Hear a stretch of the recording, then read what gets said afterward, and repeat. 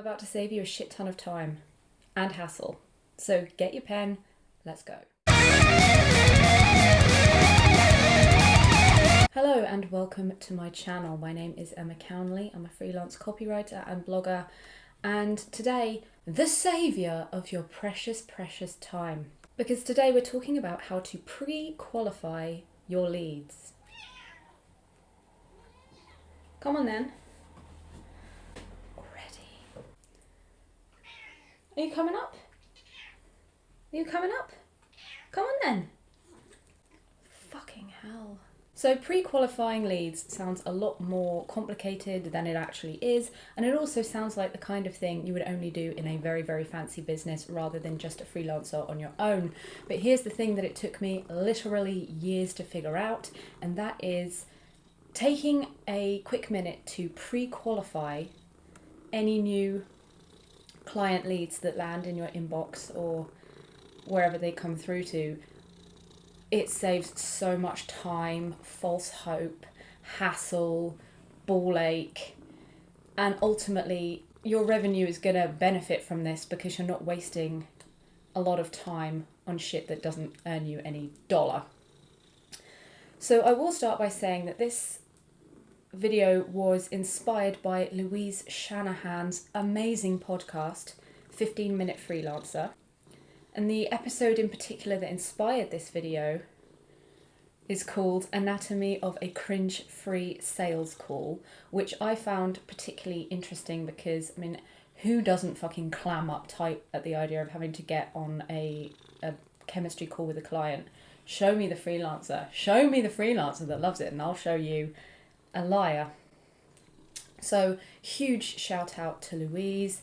If you're interested in any capacity learning how to improve your freelance business and your freelance life, do go and give her podcast a listen. Each episode, as the name suggests, is only 15 minutes long, so you do have time just to listen to it while you have your morning coffee or eat your lunch or whatever it is you like to do. It's really amazing, and I kid you not, Louise's voice is like a caress on the ear. Truly magnificent.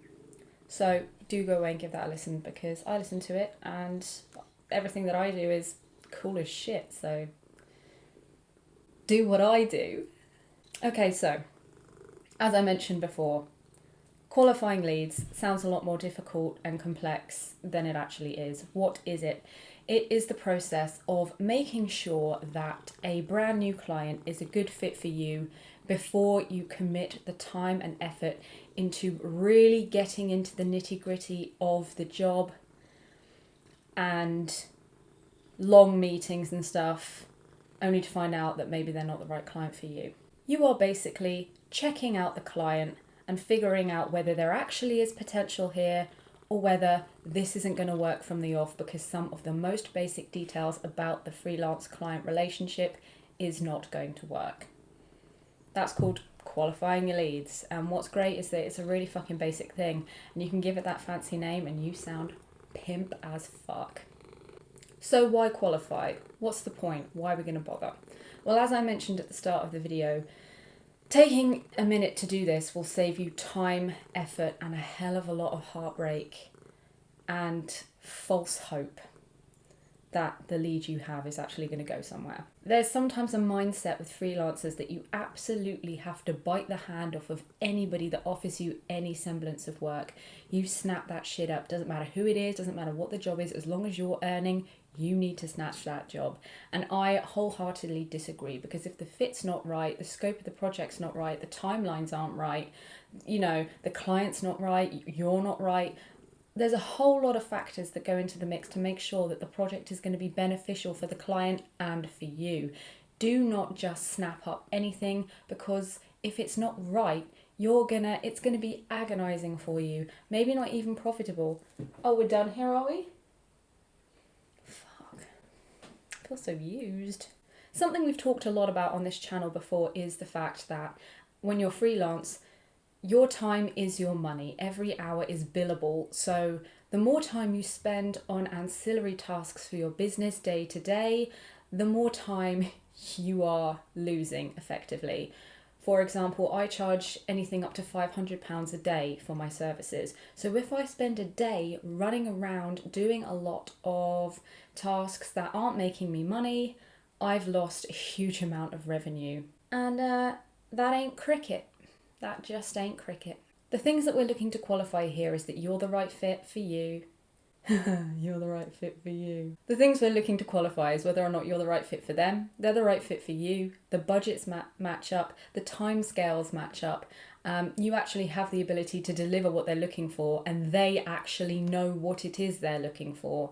Make no mistake, a client can approach you in the early days thinking they understand what it is they need, and in actual fact, on a little bit of digging, they need something very different from what they've asked you for, or in fact are not even ready for a writer at this stage. I myself have been approached by people who have done absolutely no customer research, don't have a product yet, have absolutely no understanding of the market that they're entering into, or any of that stuff that I would expect as background research before you even approach a writer. So how do we qualify leads? Because nobody wants to look rude, do they? Especially not anybody who's British. We would rather die than appear rude in any circumstance. So there are a lot of very clever ways to qualify a lead without looking like a complete prat. So first things first, what I like to do and what I do and what I am doing right now currently is I make sure that every single place where I advertise myself as a freelancer, I am 100% clear on which sector I service and who my clients are. So my LinkedIn, my Twitter, my website headline, my About Me page on my website, every single thing says I am a B2C writer for lifestyle.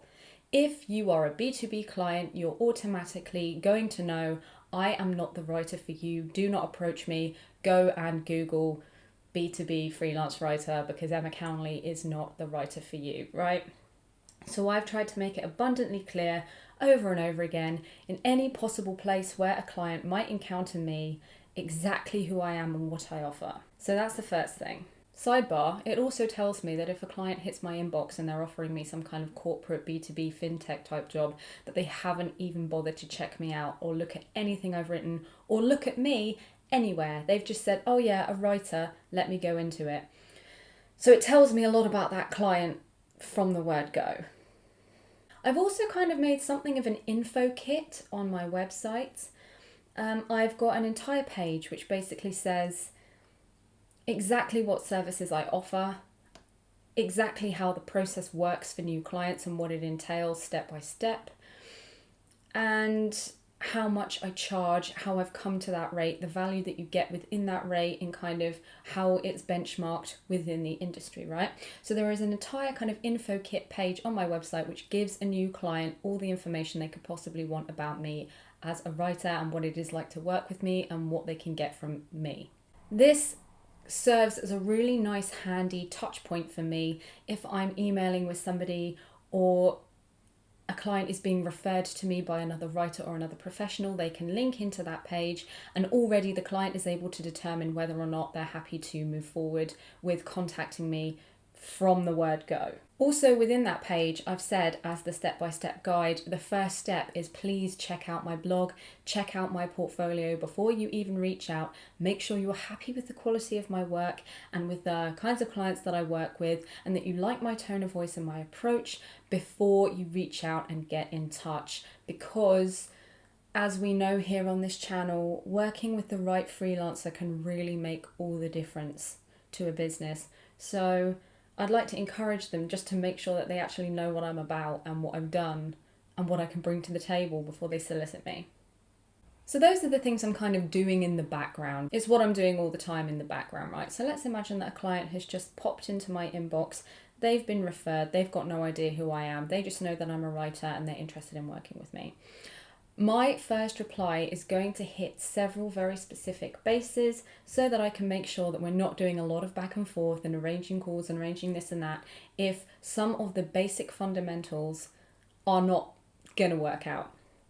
So I'll basically say, here's a link to my info kit page, which tells you everything about me and how I like to work and what my rates are and stuff.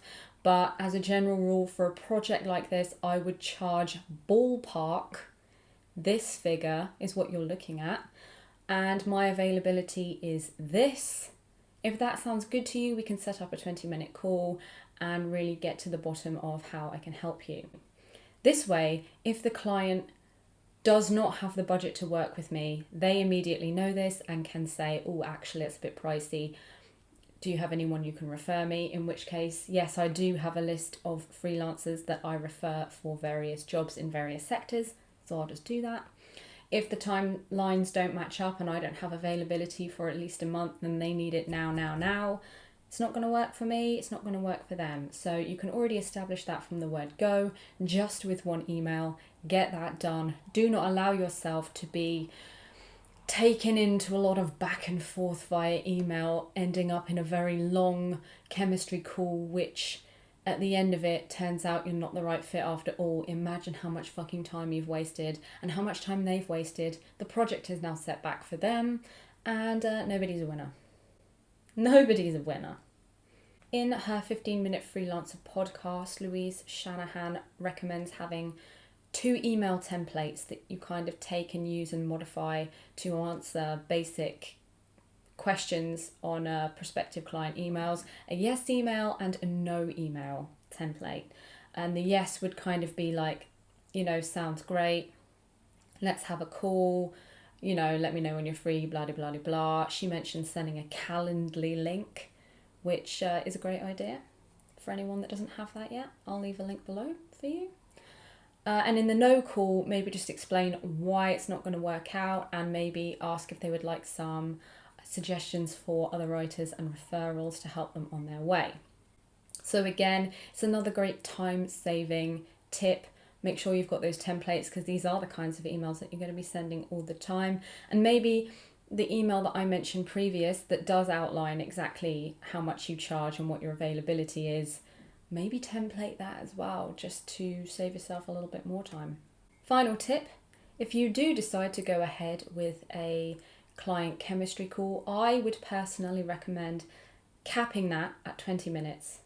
Because if you allow a client to go on and on and on about the story of their business and how they came up with the idea, and just, it can get incredibly self-indulgent, and that's no shade to clients, because, for example, startups, if you have done that all by yourself, you're gonna feel very passionately about it. That business is your baby. You want someone to feel as excited about it as you feel. And unfortunately for a freelancer who is on the clock in terms of billable time, those long, indulgent, very sexy conversations are costing you money and wasting time. And this is coming from somebody that in my early days of freelancing, many times I travelled all the way into central London to meet clients face to face in the place of their choosing and have these long meetings. And I will say that 75% of the time the client ghosted or the work came to nothing.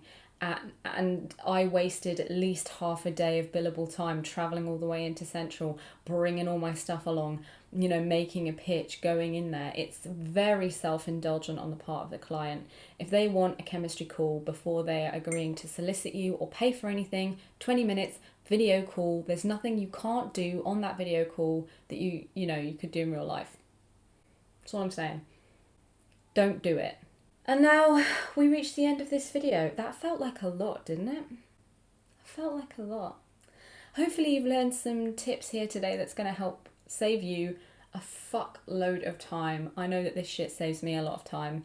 The aim of the game here is to qualify the lead as early and as soon as possible in as few messages as possible, with those basic things like budget, time, fit for the job, etc. Because nobody likes a fuck about, do they?